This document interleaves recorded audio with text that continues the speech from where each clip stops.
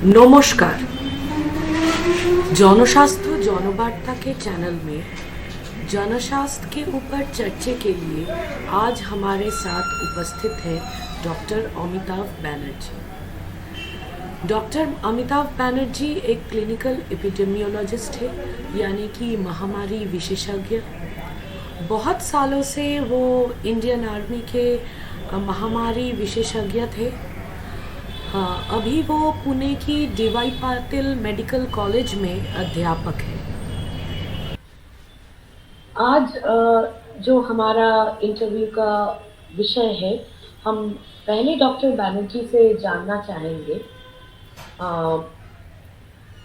ये हमारे आसपास हार्ट अटैक के बहुत केसेस सुनने में आ रही है। हमारे सबके पहचान में बहुत सर्कल्स में यंग पीपल, क्रिकेटर्स, स्पोर्ट्समैन, ऐसे बहुत न्यूज़ आ रही है सडन हार्ट अटैक्स की। पार्लियामेंट में भी ऐसे सवाल उठाया गया है कि इसका रीज़न क्या है, इसका कारण क्या है। ICMR का एक स्टडी पब्लिश हुई थी कि ये हार्ट अटैक्स के साथ, ये इवेंट्स के साथ कोविड वैक्सीन का कोई संबंध है या नहीं। इन सब विषय में आपका क्या विचार है, हम जानना चाहेंगे। मैं धन्यवाद देता हूँ पाथ फाउंडेशन को, जिन्होंने मेरे को मौका दिया बातचीत करने का। तो मैडम पॉलम ने बहुत अच्छा सवाल पूछा है कि हार्ट अटैक के अभी काफ़ी केसेस आ रहे हैं, और ये खाली हमारे देश में नहीं है, ये पूरे ग्लोबल वर्ल्ड में ऐसे हो रहे हैं। और अभी क्या होता है कि एक आध केस होता है तो उससे हम कुछ ये नहीं निकाल सकते, कुछ उसमें हम दावे के साथ नहीं कह सकते कि किस वजह के लिए है, क्योंकि आपको मालूम है हार्ट अटैक, हार्ट डिजीज़ का किसी भी उम्र में हो सकता है, हालांकि एल्डरली में ज़्यादा होता है। और इसके कई रिस्क फैक्टर्स होते हैं, जेनेटिक रिस्क फैक्टर्स होते हैं, और लाइफस्टाइल होते हैं, और सिविल केस में बताना बहुत मुश्किल है। पर हम एज एन एपिडेमियोलॉजिस्ट, हम पब्लिक हेल्थ में क्या करते हैं, पैटर्न देखते हैं। पैटर्न क्या देखते हैं, बिग डेटा सेट्स देखते हैं। तो बिग डेटा सेट्स जो है ये काफ़ी चिंताजनक है क्योंकि ये कुछ टाइमलाइन इसके साथ जुड़ा हुआ है कि जैसे कि पहले तो पैंडेमिक आया, पिछले 3 साल पहले बहुत बड़ा जो भी है पैंडेमिक आया है, कोरोना चारों तरफ फैल गया है, और पैंडेमिक के 1 साल 2 साल में काफ़ी मोर्टेलिटी हुए हैं। पर वो जो मोर्टेलिटी थे, जो देहांत हो रहे थे, वो एल्डरली में हो रहे थे, क्योंकि सभी को मालूम है कि एल्डरली में इसको ज़्यादा प्रभाव था पैंडेमिक का, और यंग और हेल्दी में ये नहीं हो रहे थे। पर जब से अभी आपका पॉलिसी आया 2020 के एंड में, 2021 में मास स्केल प्रिवेंटिव लॉन्च किया गया, इंटरवेंशन लॉन्च किया गया, बूटी लॉन्च किया गया, उसके बाद से जो डेटा आ रहे हैं वो काफ़ी चिंताजनक है कि ये जो जैसे हमारे कंट्री में बेसलाइन डेटा नहीं है। बेसलाइन डेटा बहुत ज़रूरी है कि पहले का हार्ट अटैक कितने हो रहे थे, पहले के सडन डेथ कितने हो रहे थे, पहले एज स्ट्रैटिफाइड कौन में ज़्यादा डेथ हो रहे थे, उसके साथ अभी अगर कुछ होता है तो तभी हम उसका संदेश आता है कि कुछ ऐसा हो रहा है जिसको कि जांच जरूरी है। तो इस टाइप का डेटा हमारे को अमेरिका से ऐसे डेटा है, यूरोपियन यूनियन से ऐसे डेटा है, न्यूजीलैंड से आए, और ऑस्ट्रेलिया से जो डेटा, जो कंट्रीज़ में अच्छे डेटा है, उसमें पता चला कि 2021 में पर्टिकुलरली अमेरिका के जो डेटा है, 2021 के बाद 80% सडन डेथ और heart disease, heart attacks 25 to 44 years में बढ़ गए हैं। और वो इंश्योरेंस क्लेम से भी उसको देखा कि उससे कंफर्म हुआ है कि जो एज ग्रुप है 24 to 44 ईयर्स में 80% हार्ट अटैक रेट बढ़ गए हैं, जो कि नेचुरल नहीं है, जो कुछ इसके लिए जांच जरूरी है। इसके अलावा जो यूरोप में जो डेटा है, यूरोपियन यूनियन का जो डेटा है, यूरोमोमो डेटा है, यूके का जो डेटा है, उसमें भी यंग पीपल में हार्ट अटैक के रेट्स बढ़ गए हैं after the launch of the mass बूटी। जो कि महामारी को रोकने के लिए, और पर्टिकुलरली यंग एज ग्रुप में, जो कि चिंताजनक है। इसके अलावा कुछ पोस्टमार्टम स्टडीज़ भी किए गए हैं उसमें, और उसके अलावा दूसरे स्टडीज़ भी किए गए हैं, जिससे पता चला है कि यंग लोगों में ये बूटी से मायोकार्डाइटिस होता है। इसमें तो कोई संदेह नहीं है। तो मायोकार्डाइटिस एक बार अगर हार्ट में होता है तो इसका मतलब कुछ लोगों में इसका ऊपर गलत असर पड़ रहा है हार्ट में, पर्टिकुलरली यंग लोगों में। और ऑस्ट्रेलिया का डेटा बहुत इम्पोर्टेंट है, क्योंकि ऑस्ट्रेलिया में क्या हुआ था कि उनका बहुत स्ट्रॉन्ग रिस्ट्रिक्टिव मेजर्स थे महामारी के दौरान। तो उसमें क्या किया कि काफ़ी हद तक उन्होंने कंट्रोल कर लिया था, तो कोविड ज़्यादा फैला नहीं था, तो बहुत कम लोगों को कोविड हुआ था। पर जब उन्होंने बूटी लॉन्च किया 2021 के बाद उसको रोकने के लिए, तो उनका 67% यंग पीपल में बिलो 44 ईयर्स उनके सडन हार्ट इवेंट्स बढ़ गए, जो कि बहुत चिंताजनक है। और ऑस्ट्रेलिया का डेटा इसलिए ज़्यादा महत्वपूर्ण है क्योंकि अभी क्या होता है कि जो लोग कहते हैं कि लॉन्ग कोविड से हार्ट अटैक हो रहे हैं या कोविड वायरस से हो रहे हैं, तो देखा जाएगा कि बूटी निकालने के पहले, ऑस्ट्रेलिया में बूटी इम्प्लीमेंट करने के पहले मास स्केल में हार्ट अटैक 1000 हो रहे थे पर ईयर, पर बूटी के बाद वो 2000 के ऊपर हो गए, माने डबल इंक्रीज हुआ है। तो क्योंकि इससे क्या है, पता चलता है कि अगर वो कोविड के लिए हार्ट अटैक होता तो वो फिर बूटी के बाद बढ़ना नहीं चाहिए था। और जो देश में कोविड हुआ है वहाँ पे लार्ज स्केल सभी को हो गया है। तो ये इसमें हम एक प्रकार का एक रेड सिग्नल है, रेड सिग्नल को रुकना चाहिए। रेड सिग्नल में हमको गाड़ी रोकना चाहिए, अच्छे से जांच करना चाहिए। और पर्टिकुलरली यंग पीपल में जो कि बिल्कुल ज़ीरो रिस्क में है, जो यंग हेल्दी है, up to 69 years of age तक 0.05 मोर्टेलिटी है कोविड से, तो उसमें ऐसा रिस्क लेना साइंटिफिकली और एथिकली ठीक नहीं होता है। और इसको जांच करने के लिए कई स्टडीज़ करने चाहिए थे, और हमारे को जो ICMR ने जो स्टडी किया था वो काफ़ी उसमें कमियां थी। उसमें हमने चिट्ठी भी लिखा है, और मैं कहूँगा कि अच्छा है कि उन्होंने जर्नल ने पब्लिश किया, मेरा चिट्ठी भी पब्लिश किया है। जो उसमें क्या कमियां थी कि उन्होंने क्या किया कि करना क्या था और किया क्या। करना यह था कि हमारे पास कोविन डेटा बहुत अच्छा है, हमारा डिजिटल कैप्चर है, हर किसी ने जिसने भी बूटी लिया है उसको उसका रिकॉर्ड है, इलेक्ट्रॉनिक रिकॉर्ड है, और डेथ का भी इलेक्ट्रॉनिक रिकॉर्ड हो सकता है। जो भी डेथ है उसका, अगर आप उसका आधार नंबर से बूटी का स्टेटस एवरीथिंग इज देयर। तो जो लोग ने बूटी लिया था उनको फॉरवर्ड फॉलो करना था, और जो लोग ने बूटी नहीं लिया था उनको फॉरवर्ड फॉलो करना था। और डायरेक्टली पता चलता कि किन में ज़्यादा हो रहा है, उससे भी पता चलता कि कोविड से हो रहा है या इससे हो रहा है। उन्होंने उल्टा किया। उन्होंने क्या किया, जो लोग को सडन डेथ हुआ है, कुछ 501 लोगों को उन्होंने लिया, और उन्होंने क्या किया कि उनके जो डेथ हो गए उनके फैमिली मेम्बर से पूछा, डेथ हो गए, उनका बूटी का स्टेटस पूछा, और कंट्रोल जो ग्रुप लिया वो नेबरहुड से ही लिया उन्होंने। तो अभी ऐसा है कि आपने बूटी तो सबको लगा दिया है, नेबरहुड में वही लगा दिया, तो आपका वो कंट्रोल ग्रुप तो अच्छा कंट्रोल ग्रुप नहीं है। इसको ओवर मैचिंग कहते हैं, केस कंट्रोल से ओवर मैचिंग कहते हैं। मान लीजिए कोई जो चीज़ है जो नुकसान कर रहा है सभी को बराबर फैला हुआ है, तो आप अगर ठीक से कंट्रोल ग्रुप रहेंगे तो आपको कोई डिफरेंस नहीं मिलेगा। उन्होंने ऐसा एक स्टडी करके उन्होंने डिक्लेयर कर दिया है कि बूटी में कोई नुकसान नहीं हो रहा है, इससे हार्ट अटैक नहीं हो रहा है। इसका मैंने आलोचना किया है, एडिटर को लिखा है, एडिटर ने मेरा लेटर पब्लिश किया है, तो ये बहुत अच्छी बात है। तो हमारे देश में फिर भी थोड़ा ये है। और हमारे दूसरे हमारे सहयोगी है डॉक्टर भास्करन रमन IIT मुंबई के, उन्होंने भी कुछ ऑब्जर्वेशन दिए है। कुछ तो डेटा नहीं मैच हो रहा है, 500 का डेटा दिया है, एनालाइज खाली 250 को किया है। जब हमने चिट्ठी लिखा है तो ऑथर लोग ने बोला कि उन लोगों का वैक्सीनेशन डेट नहीं था। अब ये कौन विश्वास करेगा कि वैक्सीनेशन डेट नहीं था, क्योंकि ये तो आपका पूरा डिजिटल है, रिकॉर्ड है। तो वो स्टडी तो बिल्कुल ही इसको एक्चुअली वो स्टडी को रिट्रैक्ट करना चाहिए अगर तरीके से जाए तो। हम तो वो एक अच्छा स्टडी नहीं है। तो हम ये नहीं कह रहे हैं, हम ये कह रहे हैं कि इसका अच्छे से जांच होना चाहिए। और हार्ट अटैक अभी कह रहे हैं यंग लोगों में हो रहा है, फिर कह रहे हैं लाइफस्टाइल से हो रहा है, स्ट्रेस से हो रहा है, अल्कोहल से हो रहा है। ये सब फैक्टर्स तो पहले भी थे हमारे पास, ये तो नया नहीं है। और lifestyle, stress, smoking, sedentary lifestyle 10-20 साल लगता है, उसके बाद जाके उसका असर होता है। अभी तो नहीं कि 2 साल में सडनली लाइफस्टाइल अगर चेंज भी हो जाता कोई युवक का, 2 साल में तो नहीं उसको हार्ट अटैक आ जाएगा, उसको 10 साल तक लाइफस्टाइल का इफेक्ट रहता है।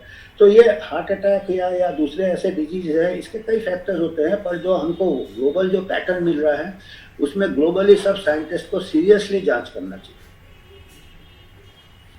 Thank you.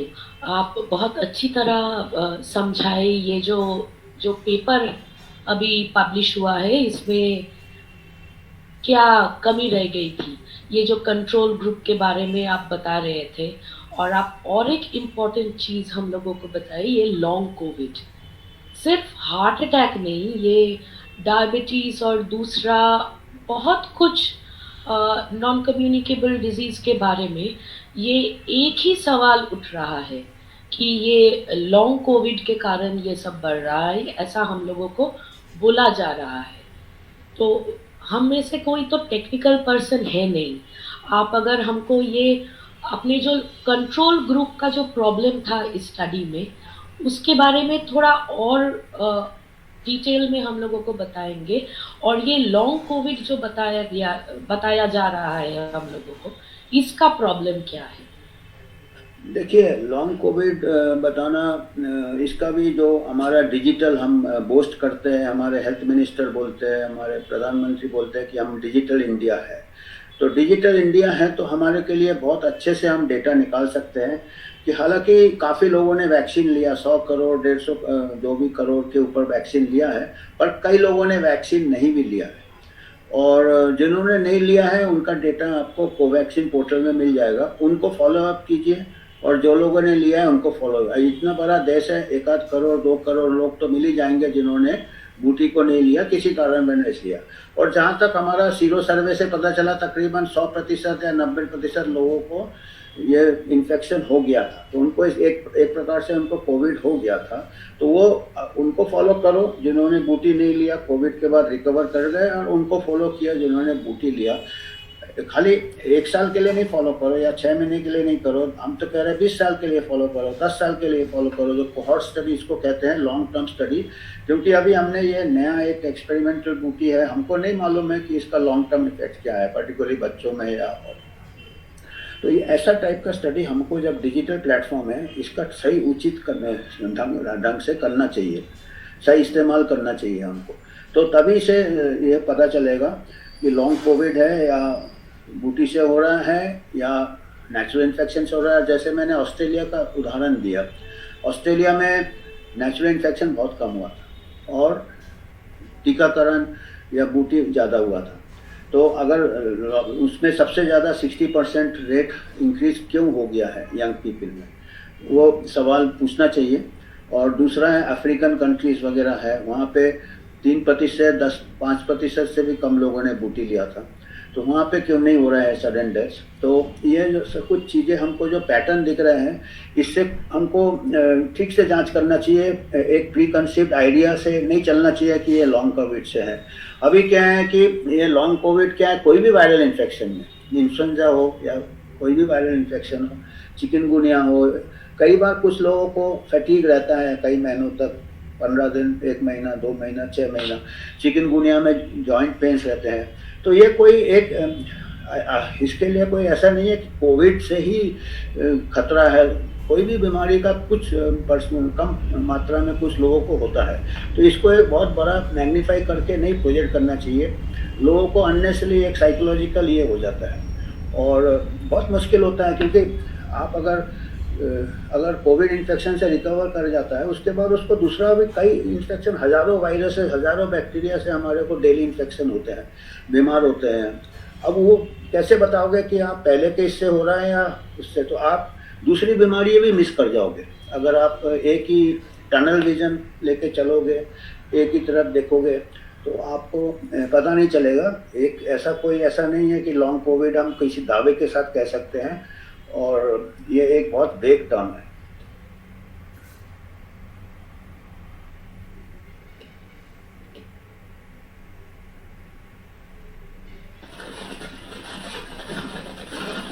एब्सोल्युटली, ये टनल विजन का प्रॉब्लम से हम लोगों को बाहर आ, आपने जो अभी बताया ये आपने पहले बता रहे थे कि वो बेसलाइन डेटा कंपेयर करने के लिए कोई भी बीमारी अगर बढ़ रहा है तो हम लोगों को थोड़ा वो बेसलाइन डेटा चाहिए कि वो कैसे उसका चेंज हो रहा है ये कंपेयर करने के हम लोगों ने हमारा संगठन में एक बहुत रूडिमेंटरी स्टडी किया था कि हमारे पास हमारे यहाँ कलकत्ता के पास 2 हॉस्पिटल्स में कुछ diabetes, heart attack, bleeding disorders, hypertension ऐसे कुछ नॉन कम्युनिकेबल डिजीज ये पिछले 4-5 सालों में ये कैसे चेंज हुआ हम लोग स्टडी कर रहे थे। तो हमारा जो रिजल्ट आया वो तो उसमें देखा जा रहा है कि डायबिटीज, हाइपरटेंशन और ये सब नॉन कम्युनिकेबल डिजीज का जो बढ़ने का जो रेट है वो बहुत हाई है, बहुत ही हाई। तो हम लोग वो कंपेयर करना चाहा कि सरकारी डेटा क्या है पिछले सालों 4 साल। तो कंपेयर करने का टाइम में जो हम लोगों को मिला कि लास्ट 4 इयर्स में शायद वैसे कोई पॉपुलेशन सर्वे या हॉस्पिटल, सरकारी हॉस्पिटल्स या प्राइवेट हॉस्पिटल से कोई भी सर्वे का एक्चुअल डेटा नहीं है। कुछ रिजल्ट है जो पिछले डेटा का शायद प्रोजेक्शन है। तो ये जो हम लोगों को बताया जा रहा है कि इतना बड़ा महामारी का इतना बड़ा फॉल आउट, तो हम समझे कैसे, मतलब डेटा के सिवा। और आप एपिडेमियोलॉजिस्ट हैं तो मतलब कैसे इसको हैंडल एक्चुअली करना चाहिए। जैसे कि मलेरिया का एपिडेमिक ये सब लेके आपका आपका पेपर्स पब्लिश्ड थे। तो हम आपसे जानना चाहेंगे कि how to plan and how to go forward with the planning before and a pandemic. बहुत अच्छा सवाल है। गवर्नमेंट ऑफ इंडिया भी 20 साल से उन्होंने प्रोग्राम लॉन्च किया था, इंटीग्रेटेड डिजीज सर्वेलेंस प्रोग्राम। उससे ऐसा था कि सब सेंटर से लेके प्राइमरी हेल्थ सेंटर से लेके डेटा फीड होगा और सेंट्रली वो अभी इंटीग्रेटेड डिजीज सर्वेलेंस प्रोग्राम का साइट है। उसमें ऐसे स्केची आपको डेटा मिलेंगे, कहीं कुछ स्टेट से अच्छे रिपोर्टिंग है, कुछ स्टेट से अच्छे नहीं है। और डेटा मैं यहाँ तक कि देख रहा था कि नेशनल वेक्टर हमारे को खाली कोविड ही ऐसा कम्युनिकेबल डिजीज नहीं है। अभी क्या है कि वेस्टर्न कंट्रीज में उनका कम्युनिकेबल डिजीज मलेरिया नहीं होता है, डेंगू नहीं होता है, टाइफाइड नहीं होता है, जापान कई ऐसे बीमारियां जो टीबी भी नहीं होता है इतना। तो उनको क्या है कि एक कोविड उनके लिए बहुत बड़ा भय का ये हो जाता है। एक तो पैरानॉइड है, मेरे इंटरनेशनल एक्सपर्ट से भी इंटरेक्शन होते रहते हैं और हुए हैं, और जिनको मैं पर्सनली जानता हूँ वो जेन्युइनली समझते हैं। ऐसा नहीं है कि हम हमेशा कि सभी कुछ हम कॉन्स्पिरेसी थ्योरी में डाल दें, होगा वो भी थोड़ा बहुत हो सकता है, पर मेजॉरिटी जो है वो सिंसियर लोग हैं, पर वो बचपन से कभी कम्युनिकेबल डिजीज देखा नहीं है। तो उनको एक कोविड से जो भय है और जो मीडिया है वो सही में डरते हैं और सोचते हैं कि बहुत। पर हमारे देश में बहुत सारे बीमारियां हैं जो कि जितने भी हमारे यहाँ कम्युनिकेबल डिजीज है, चाहे वो मलेरिया हो, चाहे वो डेंगू हो। डेंगू से अभी मेरा जो घर में काम करती थी उसका डॉटर का डेथ हो गया 15 साल का। तो ऐसे कोई नोट नहीं कर रहे हैं। तो ऐसे डेटा हमारे पास अगर देंगे तो अगर हम कंपैरेटिव स्टेटमेंट करेंगे, जैसे कि हम टेंडर लेते हैं, तो पता चलेगा कि हमारा सबसे कम death even during the peak of the pandemic COVID से ही सबसे कम हो रहे होंगे। शायद डेंगू से ज़्यादा डेथ हो रहे होंगे, टाइफाइड से ज़्यादा डेथ हो रहे होंगे, टीबी से डेथ होते ही रहते हैं। डेली 1400 लोग हमारे देश में टीबी से मर जाते हैं, यंग लोग 1400 डेली, जो कि पीक ऑफ पैंडेमिक में भी कोविड से 1000 डेथ हो जाती, तो बहुत बड़ा मीडिया ये हो जाता था। 2000 बच्चे हमारे देश में डेली मरते हैं अंडर 5 रेस्पिरेटरी इन्फेक्शन से, डायरिया से। तो ये सब डेटा को सब इक्वल हमको ये सब डेटा बेसलाइन डेटा को प्रोजेक्ट करना चाहिए। और कईयों का तो डेटा है ही नहीं। डेंगू का डेटा हम देखेंगे 6 महीने तक उसका डेटा अपडेट नहीं हुआ, जो कि हमारे यहाँ हर साल प्रॉब्लम्स हैं कुछ पार्ट्स में और डेथ्स भी होते उससे। तो ये सब डेटा अगर देखेंगे तो हमारा जो हेल्थ प्लानिंग होना चाहिए, हेल्थ पॉलिसी होना चाहिए, हमारे जो डिजीज प्रायोरिटी के हिसाब से होना चाहिए, ना कि हम कोई वेस्टर्न एक्सपर्ट से लेना चाहिए। तो हम अभी भी वही गलती कर रहे हैं कि WHO भी वहाँ बैठा हुआ है स्विट्जरलैंड में, वो गाइडलाइन दे रहा है, वो पैंडेमिक डिक्लेयर कर रहा है, तभी हम एक ही डिजीज के पीछे, टनल विजन जैसे कहा था मैंने, एक ही डिजीज के पीछे भाग रहे हैं और दूसरे डिजीज नेग्लेक्ट हो रहे हैं। और एक और जैसे हार्ट डिजीज बढ़ गए हैं या दूसरे कैंसर्स बढ़ गए हैं, इसका ये भी कारण है कि पैंडेमिक के दौरान आपने सब अस्पताल में ऐसा डर हो गया था कि लोग कोविड के डर से नहीं जाते थे, हॉस्पिटल सर्विसेज सस्पेंड हो गए थे, सब कोविड बेड में कन्वर्ट हो गए थे। तो मेरे खुद के कार्डियोलॉजिस्ट दोस्त थे, उन्होंने कहा कि उनके हर महीने 4-4, 5-5 पेशेंट उनके डेथ हो जाता था, जिसका कि डेथ होना नहीं था, क्योंकि वो डर के मारे टाइम से नहीं आए, उनको या तो ट्रांसपोर्ट नहीं मिला लॉकडाउन के दौरान। ये सब कारण से कुछ डॉक्टर्स, कुछ नर्स वो ठीक से नर्सिंग केयर नहीं दे पा रहे थे, जो कि सही में सीरियस पेशेंट्स हैं। तो हमारे लिए ये बेसलाइन डेटा हमको पहले बहुत, अभी जब हम कहते हैं कि हम डिजिटल इंडिया है, हम डिजिटल हेल्थ है, तो हमको सभी डिजीज के कंपैरेटिव स्टेटमेंट डेटा होने चाहिए। अभी कोविड में तो हर दिन आपको डेटा मिलता था, हर कितने डेथ हो गए, कितने केसेज हो गए। तो हमारे जो एक्चुअली मेन डिजीजेज हैं, लोगों को मालूम ही नहीं है, डॉक्टर्स को नहीं मालूम है कि 1400 से लेकर 2000 लोग रोज टीबी से मरते हैं, 2000 बच्चे मरते हैं डायरिया से, आज के तारीख में भी मर रहे हैं, और रेस्पिरेटरी इन्फेक्शन से भी 2000 मर रहे हैं। कई वैक्सीन आए हैं, रोटा वायरस वैक्सीन आया है, डायरिया में डेथ्स में कोई फर्क नहीं पड़ा, क्योंकि rotavirus is just one cause of diarrhoea, there are so many other. Similarly respiratory viruses, pneumococcal vaccine आ गया है, आपका एच इन्फ्लुएंजा वैक्सीन ऐड कर दिया है, फिर भी रेस्पिरेटरी डेथ्स में कोई फर्क नहीं हुआ बच्चे को। तो जब तक हमारे लिविंग कंडीशन इंप्रूव नहीं होंगे, न्यूट्रिशन हमारे यहाँ बच्चे, हमारे यहाँ 30% से लेकर 40% बच्चे under 5 are malnourished, grade 1, grade 2, grade 3, we have got the highest level of malnourishment। इसी वजह से बच्चों का मौत होता है इन्फेक्शन से। तो हमारे को एक डेटा, एक कॉम्प्रिहेंसिव डेटा होना चाहिए, कंपैरेटिव डेटा होना चाहिए, and health policy and health planning should be based on that data.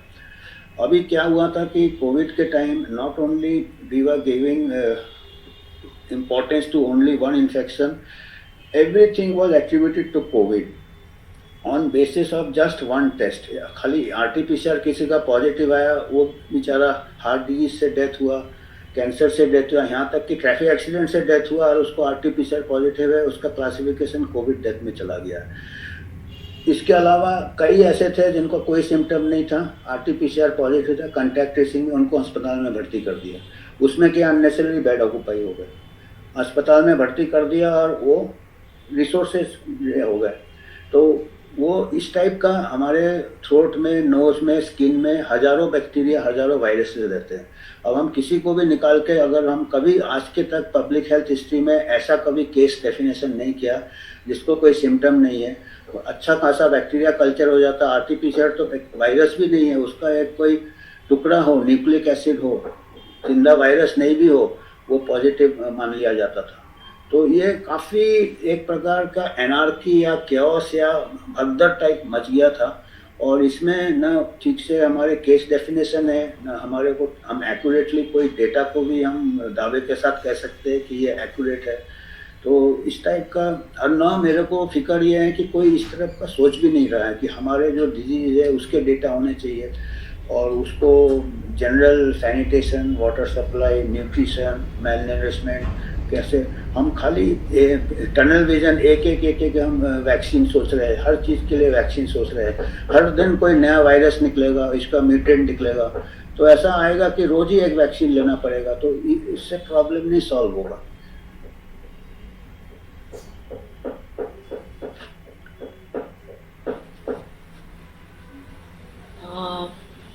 जैसे आप बता रहे थे कि कोविड के टाइम में हम लोगों को रियल टाइम डेटा मिल रही थी कि कैसे डेथ हो रहा है, कैसे इन्फेक्शन बढ़ रही है, ये सब का डेटा। लेकिन दूसरे डिजीजेस के लिए वैसा डेटा तो अवेलेबल नहीं है, and for that planning becomes a problem. आपने अभी बताया कि ये रोटा वायरस का वैक्सीन आने के बाद भी डायरिया का डेथ कम नहीं, तो इस साल का बजट में एचपीवी वैक्सीन को टॉप प्रायोरिटी देने का डिसीजन ली गई है। तो आप जो बता रहे थे उसी का कंटिन्यूएशन में इसके बारे में आपका क्या विचार है? जैसे इस सीजन डेंगी के टाइम में भी यहाँ हम लोगों को सुनाई दिया था कि डेंगी के लिए भी एक वैक्सीन लाया जाए। डेंगू का वैक्सीन अगर आ जाए तो बुरी बात नहीं है, पर डेंगू का वैक्सीन आना बहुत ही मुश्किल है क्योंकि 4 स्ट्रेन है। तो पहले भी कई बार ट्राई किए थे, इतने सक्सेसफुल नहीं हुए। तो मैं तो वैक्सीन बुरी बात नहीं है, पर वैक्सीन से प्रॉब्लम कई बार सॉल्व नहीं होते हैं। और जहाँ तक आपने एचपीवी वायरस की बात की है, ये क्या है कि 2 स्ट्रेन 18 और 16 एचपीवी वायरस के सब टाइप्स होते हैं। 200 सब टाइप होते हैं, 200, और खाली 16 और 18 से कहते हैं कि इससे संभावना बढ़ जाता है कैंसर का, सर्विक्स का, बच्चेदानी का निचला भाग को।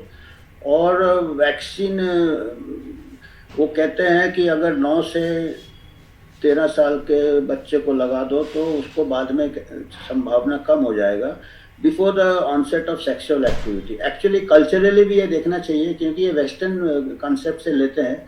टीनेज में सेक्सुअल एक्सपेरिमेंटेशन स्टार्ट हो जाता है वेस्टर्न कंट्रीज में। हमारे देश में इतना कल्चरली इतना ये नहीं है। एज ऑफ सेक्सुअल ऑनसेट में ये स्टडी करना चाहिए कब होता है। तो एक तो ये बात हो गया। दूसरा बात है कि एक बार एल्डर वो कहते हैं कि 35-40 ईयर्स में भी दे सकते, पर ऐसा स्टडी कुछ नहीं बताता कि बाद में वो प्रोटेक्शन देगा।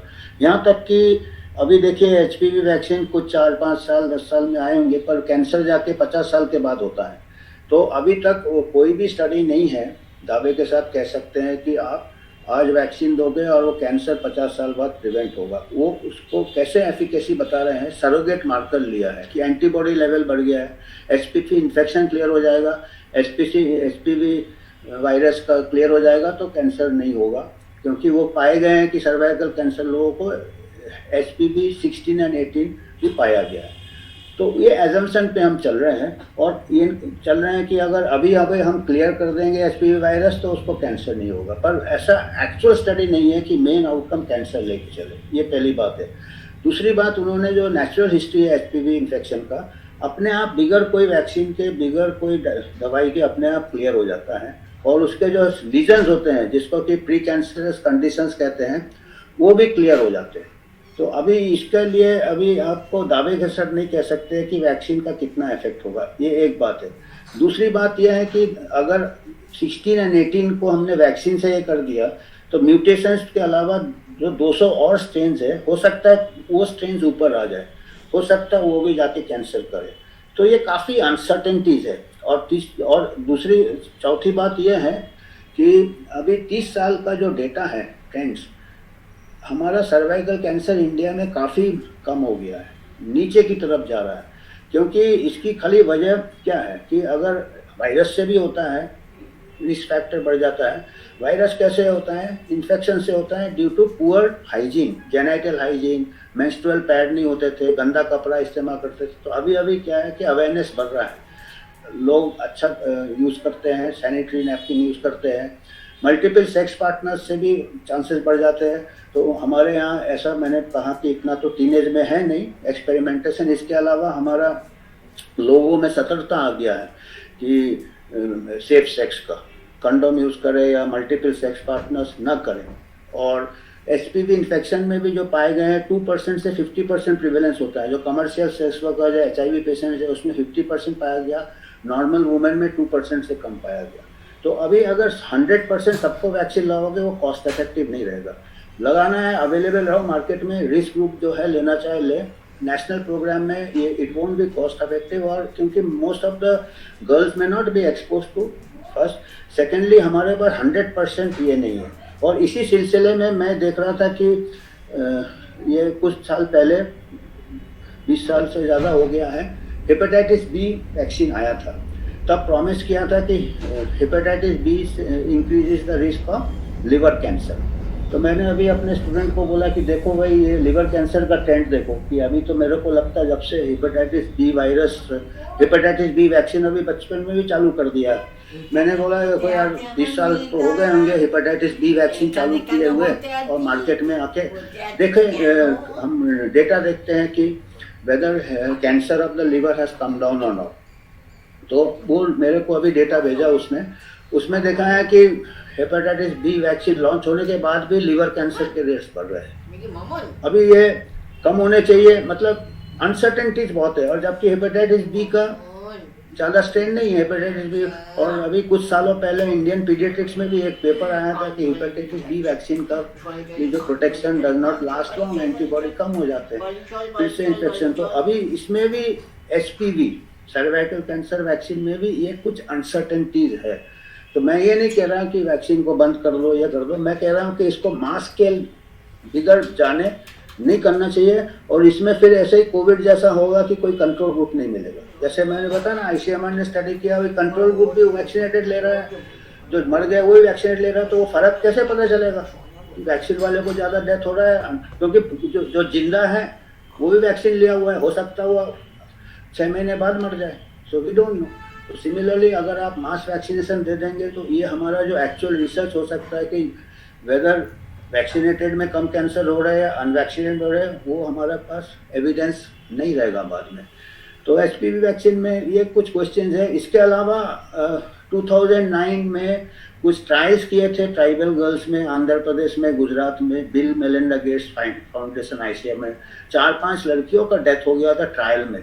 तो अगर 4-5 लड़कियों का ट्रायल में डेथ हो गया तो इतना बड़ा देश में अगर इतना वास्ट स्केल में दोगे तो अगर कुछ डेथ होंगे या एडवर्स इवेंट्स होंगे, हमारा हेल्थ सर्विसेज इतना पहले रोबस्ट होना चाहिए कि ऐसे को एडवर्स इवेंट्स को ट्रीट करे। अगर मास स्केल वैक्सीनेशन दे रहे हो, एडवर्स इवेंट को ट्रीट करे, डेथ को मॉनिटर करे, उसको हर वैक्सीन के बाद हर डेथ को डीपली इन्वेस्टिगेट करे। अभी क्या होता है, वो डेथ को ऐसे कोइंसिडेंटल बता दिया जाता है, दैट इज़ अनएथिकल। अगर ऐसे आप यंग लोगों में डेथ होता है और उसको कोइंसिडेंट बताओ तो ये सबसे बड़ा।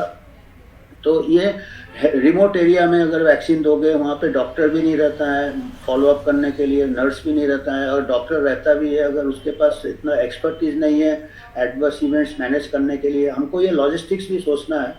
हमारे बेसिक हेल्थ सर्विसेज ही नहीं है। और इवन जो मैन्युफैक्चर जिसने वैक्सीन प्रमोट किया है या मैन्युफैक्चर किया है, वो खुद कहता है कि वैक्सीन लेने के बाद भी आफ्टर 35-40 ईयर्स सर्वाइकल कैंसर का स्क्रीनिंग होगा। वैक्सीन लेने के बाद ये नहीं है कि आप दूसरे प्रिकॉशंस नहीं लें। वैक्सीन लेने के बाद भी वो कहते हैं कि you should follow safe sexual behaviour protection and you have to go for cervical cancer screening. तो खुद ही मतलब इतना कॉन्फिडेंस नहीं है कि वैक्सीन से आप पूरा उसका प्रोटेक्शन दोगे। तो इतनी सब लिमिटेशंस है, इसीलिए इसको मास स्केल तो नहीं करना चाहिए। कोई भी चीज़ मास स्केल इन्वेस्ट करने के पहले आपको कॉस्ट बेनिफिट स्टडी करना चाहिए। और दूसरे कुछ कंट्रीज में स्टडीज़ किए हैं, उन्होंने पाया है कि जहाँ जहाँ सर्वाइकल कैंसर स्क्रीनिंग होता है वहाँ पे वैक्सीन लगाने से एक्स्ट्रा कोई बेनिफिट नहीं होता है, क्योंकि सर्वाइकल कैंसर स्क्रीनिंग में पैप स्मीयर होता है, बहुत अर्ली स्टेज में कैंसर पकड़े जाते हैं और उसका ट्रीटमेंट करने से क्लियर हो जाता है, कैंसर बच जाते हैं। और हमको पहले ये देखना चाहिए कि हमारा जो प्राइमरी हेल्थ सेंटर है वहाँ गायनिकोलॉजिस्ट नहीं जाता है, एनेस्थेटिस्ट नहीं जाता है, गायनिकोलॉजिकल सर्विसेज नहीं है, पैथोलॉजी सर्विसेज नहीं है, सब सेंटर में नहीं है, कैंसर स्क्रीनिंग नहीं हो रहा है, जो कि ज़्यादा इम्पॉर्टेंट है वैक्सीन से।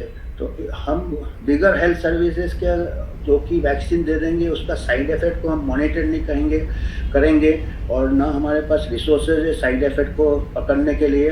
तो ये तो ऐसा होता है कि आप और बहुत जल्दी से सब कुछ लॉन्च करना चाहते हो, तो ऐसा होता है कि एक आप सुपर फास्ट ट्रेन चला रहे हो और पटरी नहीं है, बिगर पटरी या पुराने पटरी पे ट्रेन चला रहे हो, डिरेलमेंट होगा और डिरेलमेंट कहीं ऐसा होगा कि पता भी नहीं चलेगा कि डिरेलमेंट हो गया है। तो ये कुछ ऐसे चिंता वाली बात है इसमें।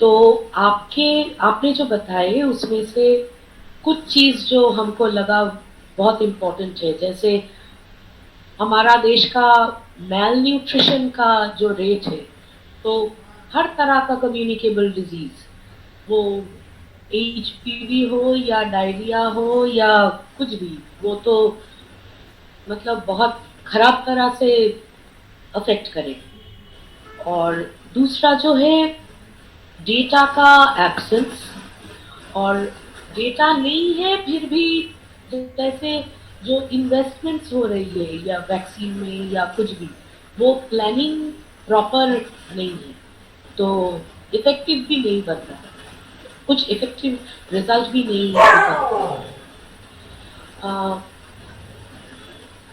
आपने थोड़ी देर पहले बताया कि जैसे बहुत फर्क होता है कि वेस्टर्न कंट्रीज में कैसे प्लानिंग किया जाए, हमारे यहाँ कैसे प्लानिंग किया जाए, ये local social structure, local nutrition और वो सब बहुत इम्पोर्टेंट फैक्टर्स है इन डिसीजन। तो ये कोविड के टाइम से हम लोग जो देख रहे हैं कि decisions are not local. Decisions about pandemic, decisions about treatment are being controlled by WHO. तो अभी जो नया सेंट्रलाइज्ड हेल्थ लॉज हमारे कंट्री में भी आने आने शायद आएगा रिसेंट ईयर्स में। नया हेल्थ बिल प्रपोज हुआ था 2022 में, और पिछले 2 सालों से ये जो पैंडेमिक ट्रीटी का, WHO का ये पैंडेमिक ट्रीटी का जो तैयारी चल रही है, ये प्लानिंग का ऑलरेडी जो जो स्थिति है, इसके ऊपर ये नई लॉज का प्रभाव कैसे आएगी, आपको क्या लगता है?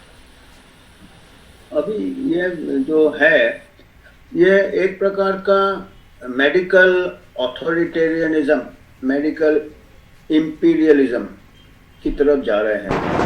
और इसमें चिंता वाली बात है कि वर्ल्ड गवर्नमेंट्स भी इसमें भागीदार हैं, जितने भी मेजॉरिटी कंट्रीज के भी। अभी पिछले हफ्ते ही फ्रांस में लॉ बनाया कि कोई भी अगर mRNA टेक्नोलॉजी के अगेंस्ट बात किया, उसका आलोचना किया, तो उसको क्रिमिनल ऑफेंस माना जाएगा और 3 साल जेल हो जाएगा। फ्रांस एक डेमोक्रेसी है। तो अभी आप सोचिए, साइंस में तो ऐसा होता नहीं है। कोई भी टेक्नोलॉजी, नया टेक्नोलॉजी, कुछ भी हमको नहीं मालूम है कि बाद में लॉन्ग टर्म क्या है। हर चीज़ का अच्छा भी होता है, हर चीज़ का बुरा भी होता है। अभी अगर एक कंट्री जो डेमोक्रेटिक कंट्री है फ्रांस, वो कहता है कि आप उसका अगर नेगेटिव बोलोगे तो आपको जेल हो जाएगा, तो मतलब ये साइंस हुआ क्या? ये तो सवाल है कि ये साइंस नहीं है, ये डिक्टेटरशिप है। और साइंस में डिक्टेटरशिप नहीं होता कभी। तो ये फिक्र एक है। दूसरा फिक्र है हमारे देश में भी। एक तो पैंडेमिक ट्रीटी का तो है ही, मंडरा रहा है हमारे सिर में कि उसमें ऐसा ट्रीटी लाना चाहता है WHO, और हर देश को साइन करने के लिए ये कर रहा है, परसुएट कर रहा है उनको कि अगर कोई भी पैंडेमिक को WHO डिक्लेयर करेगा और कोई नहीं कर सकता है। अभी देखिए, मंकी पॉक्स को डिक्लेयर कर दिया था उन्होंने इमरजेंसी, कुछ नहीं हुआ। तो ऐसे कुछ भी हल्का फुल्का कुछ पैंडेमिक करेंगे तो उसमें कि हर देश बाध्य हो जाएंगे WHO के जो भी डायरेक्शंस है उसी को फॉलो करने के लिए। उनके इंटरनेशनल हेल्थ रेगुलेशन है, 90 पेज का डॉक्यूमेंट है, उसमें उन्होंने 300 के ऊपर अमेंडमेंट्स सजेस्ट किए हैं। सोचिए, 90 पेज में 300 अमेंडमेंट। हर चीज़ को उन्होंने विल कर दिया है। Instead of advisory role, they want to take it executive power लेना चाहते हैं। तो वो कंट्री का ऑटोनॉमी भी खतरे में आ जाएगा। इसके अलावा क्या होता है कि जैसे अभी पॉलोमी कह रहे थे कि हर कंट्री का अलग कल्चर होता है, हर कंट्री का अलग सिचुएशन होता है। तो सेंट्रली कोई बैठ के दूसरे पार्ट ऑफ द वर्ल्ड में हमारे लिए अगर कुछ डायरेक्शन दे, और हम बाध्य हो जाएंगे, हमारे डॉक्टर्स भी बाध्य हो जाएंगे कि वही दवाइयाँ देना जो वो कहते हैं उस डिजीज़ के लिए, वही इंटरवेंशन देना। अभी ऐसे होंगे कि उस ट्रीटी में ऐसा है कि आप कोई भी अथॉरिटी या हेल्थ अथॉरिटी या कलेक्टर या administrative authority can enter any house and test and by order inject something और सम मेडिकेशन, और इवन वो, तो आपका जो खुद का जो कंसेंट है। और इसमें कुछ ऐसे चेंजेस है कि हमारे जो पब्लिक हेल्थ बिल लाने की कोशिश कर रहे हैं, अभी कुछ ही पिछले ही हफ्ते जो लॉ पैनल है उन्होंने सुओमेटो इसका एक एपिडेमिक एक्ट के ऊपर टिप्पणी किया है और उन्होंने कहा है कि एपिडेमिक एक्ट को में काफ़ी कमियां हैं, उसको और सख्त करना चाहिए। अभी सोचिए, एपिडेमिक एक्ट 1897 का है, कॉलोनियल टाइम का है, और उस टाइम सही में पैंडेमिक होते थे, प्लेग होते थे, पूरा का पूरा गांव खत्म हो जाता था। उस टाइम ठीक है, कुछ हमारे पास एंटीबायोटिक्स नहीं थे, हमारे पास कुछ साइंस डेवलप नहीं हुआ था, ठीक है। पर अभी 21st सेंचुरी में है, हमारे पास दवाइयाँ हैं, एंटीबायोटिक्स है, साइंस है, ऐसा कोई पैंडेमिक नहीं आ सकता है कि आपको इतना स्ट्रिक्ट ह्यूमन राइट्स वायलेशन करे, आ ही नहीं सकता है। आप पब्लिक हेल्थ हिस्ट्री देख लीजिएगा, सेकेंड वर्ल्ड वॉर के बाद एंटीबायोटिक्स डेवलप हो गए, उसके बाद death rate from any pandemic बोल के कोई चीज़ अगर डेटा दिया जाए, लोग मरते हैं, ह्यूमन बींग्स डाई, एल्डरली मरते हैं। वेस्टर्न कंट्रीज में एल्डरली पॉपुलेशन है, कोई भी कुछ इन्फेक्शन होगा वो नेचुरल, तो उसके लिए आगे आप उसको मॉडल बनाओ, उसको प्रोजेक्ट करो कि पूरा महामारी आ जाएगा, पूरा दुनिया खत्म हो जाएगा, वो डर एक फैला के। आपको 1918 में स्पेनिश फ्लू हुआ था, उसमें काफ़ी लोग मरे थे, मिलियंस, और कोविड के टाइम उसका उदाहरण लेके लोगों को डराते थे। पर वो अगर आप हिस्ट्री देखेंगे, अगर उसको अभी स्कॉलरली पेपर्स आ रहे हैं, वो वायरल इन्फेक्शन के बाद क्या होता है, बैक्टीरियल इन्फेक्शन हो जाता है और उससे कई डेथ्स हो जाते हैं। Majority of the deaths are due to secondary bacterial infection after antibiotic की कमी के लिए। आज के तारीख में ऐसा सिचुएशन नहीं आ सकता है। कोई भी फ्लू में एल्डरली, पहले भी एल्डरली वायरल इन्फेक्शन का treatment human body resistance is more rather than any antibiotic या वैक्सीन आप बना लोगे, पर वो स्ट्रेन चेंज हो जाता है, लॉन्ग लास्टिंग नहीं रहता है। तो ये पैंडेमिक ट्रीटी है, और हमारे जो पब्लिक हेल्थ लॉज में अमेंडमेंट लाने की कोशिश कर रहे हैं। एपिडेमिक एक्ट 1897 कोविड के दौरान 2000 में थोड़ा अमेंड किया था, अभी वो लॉ पैनल ने सजेस्ट किया है कि इसको और स्ट्रिक्ट करो और स्ट्रिंजेंट करो। यहाँ तक मैं देख रहा था, एक जगह लिखा हुआ है कि फिजिकल डिस्टेंसिंग को डिफाइन करो और उसको इम्प्लीमेंट करने का स्ट्रांग करो उसमें एपिडेमिक एक्ट का अमेंडमेंट में। तो मेरे को यह है कि अभी कुछ दिन पहले एंथनी फॉची ने खुद स्टेटमेंट दिया कि फिजिकल डिस्टेंसिंग या सोशल डिस्टेंसिंग में भी कोई एविडेंस नहीं था, ऐसे ही बोल दिया उन्होंने।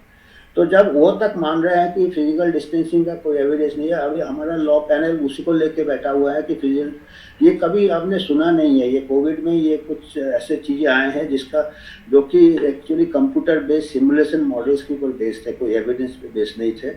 और आज के तारीख में इवन जो मेन स्ट्रीम है, एंथनी फॉची और जैसे लोग भी कह रहे हैं कि फिजिकल डिस्टेंस का कोई एविडेंस नहीं है, जिसके ऊपर देखा जाए तो पूरा लॉकडाउन, मूवमेंट रिस्ट्रिक्शन। और हमको ये भी सोचना चाहिए, अगेन इससे पता चलता है कि हम वेस्टर्न माइंड से सोच रहे हैं कि वहाँ पे फिजिकल डिस्टेंस है। हमारे घर में अगर लॉकडाउन कर दो, हमारे देश में अगर लॉकडाउन कर दो, तो एक घर में 10-10 लोग रहते हैं, हमारे एक कमरे में 10 लोग रहते हैं स्लम्स में, और इन्फेक्शन बढ़ जाएगा। बल्कि अगर लॉकडाउन नहीं करे तो लोग बाहर काम करते हैं, रास्ते में काम करते हैं, पेमेंट में अपना सामान बेच रहे हैं, there is less chance of spread of infection without lockdown में। इसीलिए हमारे लोगों को 100% लोगों को इन्फेक्शन हो गया था, और ऐसा भी कोई आसमान ज़मीन में नहीं गिर गया। क्योंकि अभी जो डेटा है, अगर हार्ड डेटा है कोविड के दौरान, इन्फेक्शन फेटेलिटी रेट अगर आपको संक्रामक हो गए up to age of 69 years is 0.03 to 0.05%। तो अगर हमारा जो पॉपुलेशन है 97% पॉपुलेशन और बिलो 70 ईयर्स ऑफ एज, अगर 100% को भी हो जाएगा तो डेथ अगर 0.05% भी लगाएंगे तो 5 लाख डेथ होते हैं। जो कि एक्चुअल जो जैसे भी आपने किया, जैसे मैंने कहा कि किसी का भी पॉजिटिव उसने आपको कोविड डेथ कर दिया, इसके बाद भी आप ले लो तो 5 लाख से ज़्यादा डेथ नहीं हो सकते, जो कि हमारा 2-3 साल में हमारे डेटा बताता है। जिसके ऊपर भी WHO ने आलोचना की, उन्होंने अपने मॉडल्स बनाए। लैंसेट में एक एडिटोरियल आया कि India is hiding the deaths, India में 10 टाइम ज़्यादा डेथ हो गया, खाली कम बता रहा है।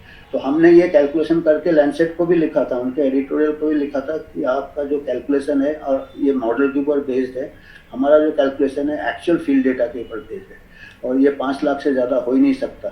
तो वो उन्होंने बहुत दिन तक वो लेटर रखा, आखिरी में वो लेटर को उन्होंने पब्लिश नहीं किया। तो ये वन साइडेड चल रहा है। हालांकि इसीलिए मैं कहता हूँ ICMR का जो जर्नल है, Indian journal of medical research, कम से कम उन्होंने हमारा लेटर को पब्लिश किया है। तो ये ऐसा अभी एक प्रकार से डिक्टेटरशिप होने वाला है, साइंस को कुचल दिया जाएगा, अभी लॉ पैनल सुओ मोटो ले रहा है, कोई डॉक्टर्स को नहीं कंसल्ट किया, कोई पब्लिक हेल्थ एक्सपर्ट को कंसल्ट नहीं किया, वो अपने ही वो स्ट्रिक्ट रूल्स बना रहे हैं।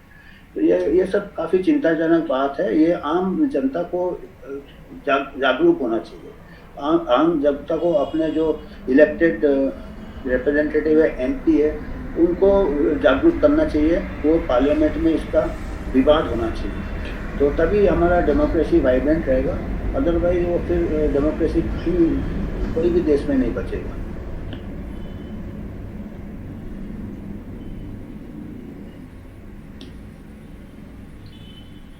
जैसे आप बताएं, ये हेल्थ डिक्टेटरशिप का शुरुआत ऑलरेडी हो गई है।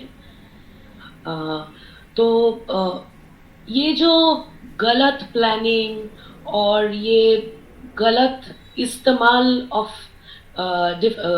डिफरेंट टेक्नोलॉजीज ये जो हो रही है, तो हमारे यहाँ जो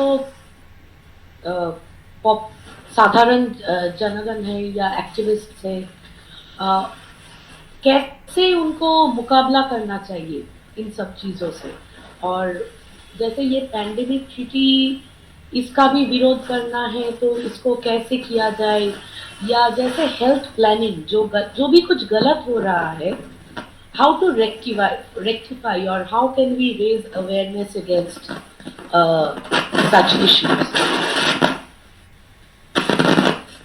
ये अभी काफ़ी मुश्किल काम है। मैं क्योंकि मेन है हमारा मेन बैरियर हमारा मेडिकल फ्रेटर्निटी आ जाता है। मेडिकल जो डॉक्टर्स का आज की तारीख में जो डॉक्टर्स का जो ट्रेनिंग होता है, वो काफ़ी हाईली स्पेशलाइजेशन होता है। तो वो क्या है, एक ही चीज़ को देखता है। अगर आपने देखा होगा कई बड़े बड़े गायनेकोलॉजिस्ट आते हैं टीवी में, एचपीवी वैक्सीन को प्रमोट करते हैं।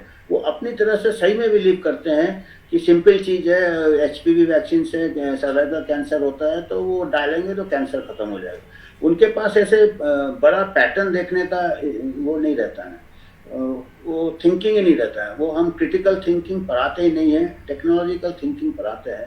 टेक्नोलॉजी क्या है कि काम करता है, मशीन में काम करता है। कुछ वायरस है, एंटीवायरस लगा दिया, पर human biological systems are very complex.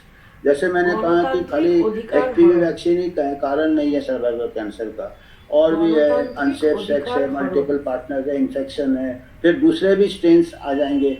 फिर इसके अलावा they are other sexually transmitted disease है, सिफिलिस, गोनोरिया, ये वो। अभी आप तो ये नहीं कहोगे कि ठीक है एचपीवी वैक्सीन बच्चे आपने लगा लिया, now you can have free. Other sexually transmitted disease के लिए ultimately you have to take all precautions. अगर ऑल प्रिकॉशंस लेंगे तो अपने आप एचपीवी का इन्फेक्शन रेट कम हो जाएगा, अपने आप सर्वाइकल कैंसर कम हो जाएगा, जो कि पिछले 30 साल का डेटा बता रहा है, लोगों में ऐसा आया है। Genital hygiene, similarly diarrhoea. अभी डायरिया मैंने रोटा वायरस के लिए आपने वैक्सीन निकाली है, but there are so many other factors. Diarrhoea, water supply नहीं है, सैनिटेशन नहीं है, नहीं, तो उससे आपने डायरिया नहीं रोक पाए, क्योंकि उसके कई कारण हैं। तो सेफ वाटर देंगे आप, उसमें जो पैसा आप रोटा वायरस वैक्सीन में लगा रहे हैं या दूसरे, उसमें अगर सेफ वाटर देंगे तो you will not only prevent against rotavirus infection but other pathogens which are causing diarrhoea. Similarly HPV से खाली नहीं होता, कैंसर के और भी कारण होते हैं। रिपीटेड चाइल्ड बर्थ होते हैं, सेक्सुअल ट्रॉमा होता है, ये होता है। ऐसे ही अभी बर्थ रेट कम हो रहा है, लोग वर्किंग वुमेन हो गए, 1-2 बच्चे से ज़्यादा नहीं है, यंग एज ऑफ प्रेगनेंसी होता है।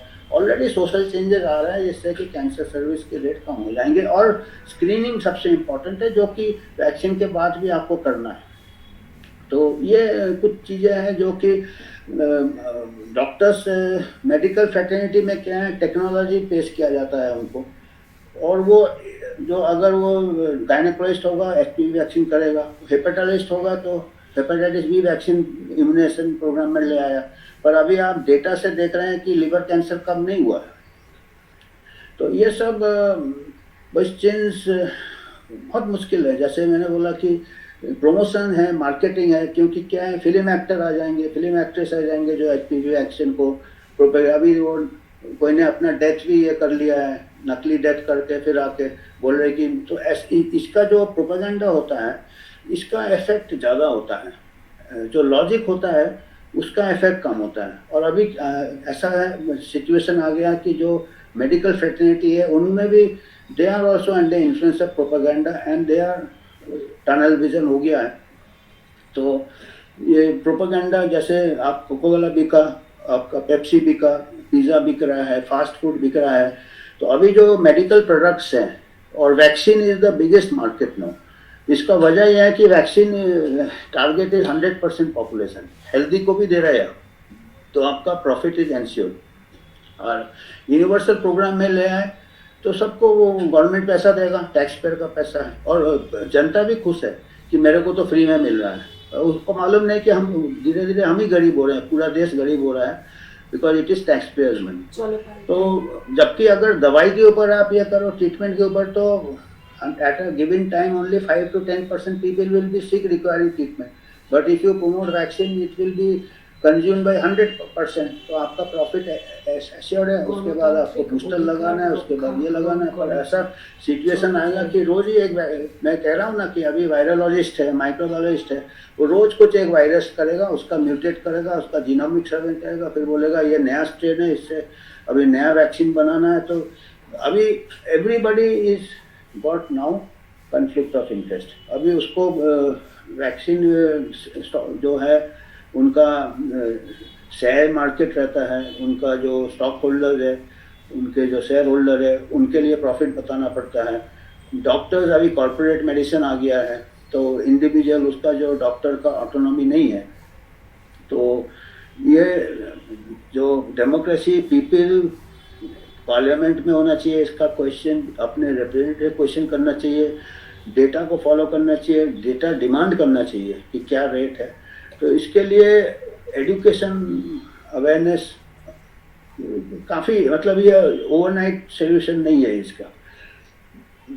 अभी ग्लोबल मूवमेंट होगा, क्योंकि ये खाली इंडिया का ही प्रॉब्लम नहीं है, सभी देशों का प्रॉब्लम है।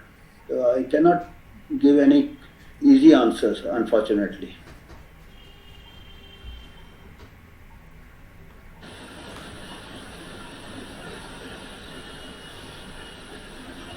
Absolutely. The situation is very grave.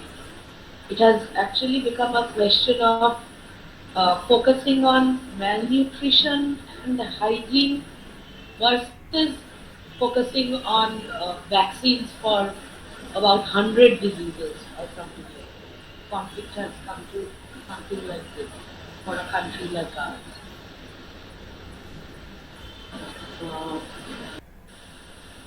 So I want to ask,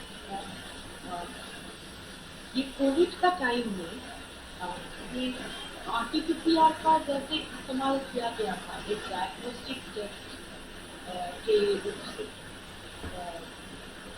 उसका यूज करके जैसे वो how many people are affected in the pandemic, the way death certificates were written, all that affected the total number of deaths. और इसके ऊपर आपके बहुत writing की थे, डिस्कशन की थे, आप अगर थोड़ा उसके ऊपर आर्टिफिशियल बड़े बड़े साइंटिस्ट ने इसको क्वेश्चन किया है। Artificial is for research purposes, it is not for किसी को बीमार बताने के लिए नहीं है वो। अगर आप देखेंगे आर्टिफिशियल रिपोर्ट भी अगर देखेंगे तो आर्टिफिशियल रिपोर्ट में स्मॉल प्रिंट में नीचे दिया हुआ है कि इसको आपका लक्षण के साथ कोरिलेट कीजिए, क्लिनिकल साइंस सिम्टम्स के साथ कोरिलेट कीजिए। और इसका क्या दुरुपयोग किया गया था कि किसी को भी आर्टिफिशियल पॉजिटिव आता है, उसका अगर टुकड़ा भी डेड पार्टिकल से भी वो पॉजिटिव आ जाता है, बहुत ही सेंसिटिव है। और उसके ऊपर वो साइकिल के ऊपर डिपेंड करता है, उसको साइकिल जितना ज़्यादा करेंगे उतना पॉजिटिव आने के चांसेस है। तो 35 साइकिल 30 साइकिल तक यूज़ किया, जबकि 25 तक कहते हैं कि उससे ज़्यादा नहीं करना चाहिए। आप साइकिल बढ़ा देंगे उसका, अगर जीरोक्स मशीन जैसा है, आप जितना वो बढ़ा देंगे उसका पॉजिटिव चांस पॉजिटिव आता है। तो और एक और इसका आर्टिफिशियल का एक और कमी ऐसा है कि अगर आप उसको हेल्दी पॉपुलेशन में करेंगे तो वो फॉल्स पॉजिटिव ज़्यादा आता है। जब जब अगर उसका, और आपने देखा है कि अभी जैसे हमने बताया है कि आर्टिफिशियल के बेस पे कई हेल्दी लोगों को ये कर दिया, उनका मूवमेंट रोक दिया है, उनको आइसोलेट कर दिया, और घबरा के लोग बेड अपना बेड में हॉस्पिटल बेड ऑक्यूपाई कर लिया, जो कि उनको घर में भी वो रेस्ट कर सकते थे।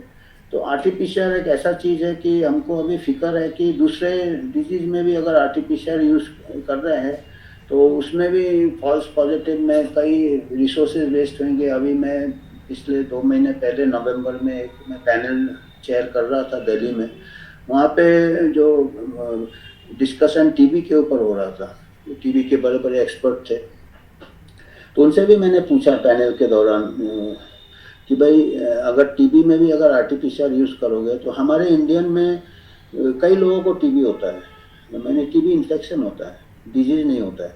हम भी जब कॉलेज में थे तभी भी हम पढ़ते थे कि TB infection does not mean TB disease, जबकि टीबी की बात हो रही है जो कि इतना हाई मोर्टेलिटी है, कोविड तो उसके सामने कुछ नहीं है।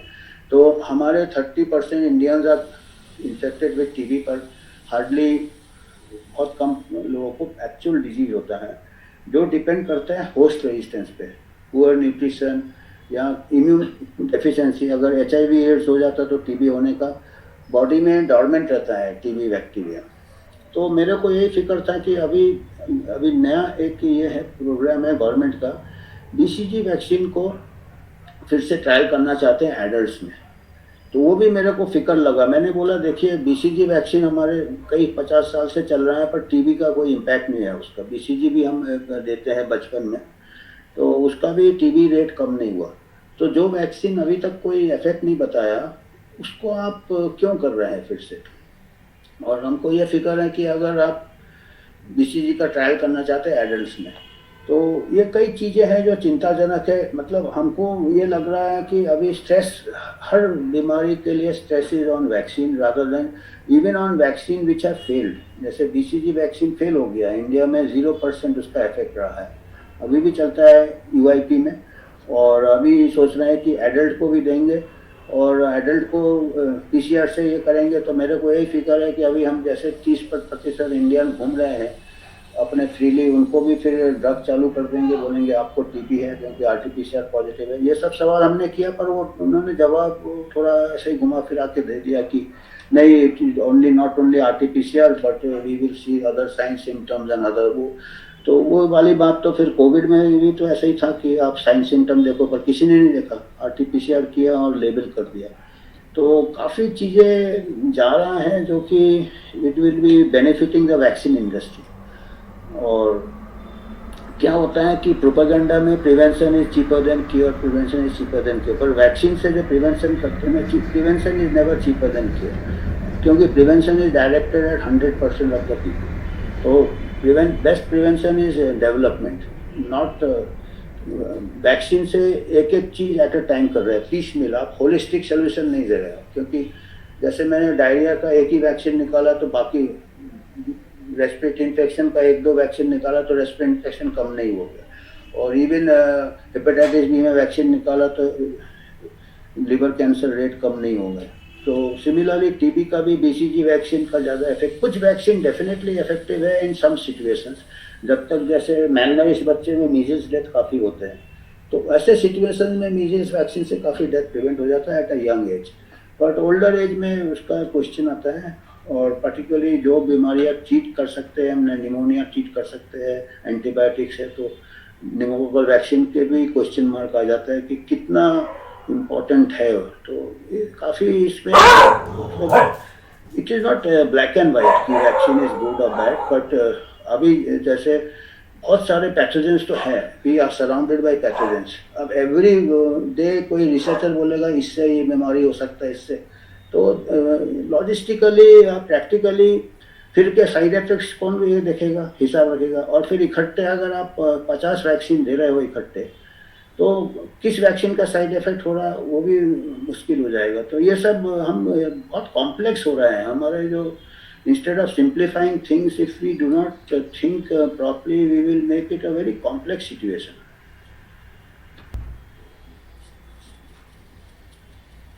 आपने जैसे बताया, in many ways science has been turned upside down in recent years. तो आज हमारा समय खत्म होने वाली है। बहुत कुछ सीखने को मिला, बहुत कुछ जानने को मिला आपसे, और in recent times I'm sure we are going to meet again. Thank you. Thank you, it's a pleasure. Thank you, धन्यवाद। Namaste.